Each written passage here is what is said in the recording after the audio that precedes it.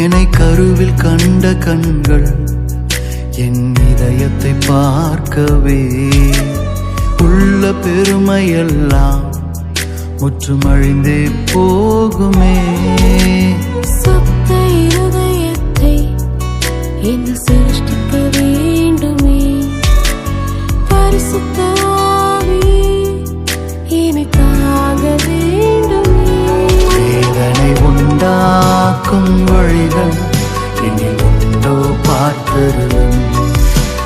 நித்திய வழியிலே என்னை நடத்தும் சீர்படுத்தும்.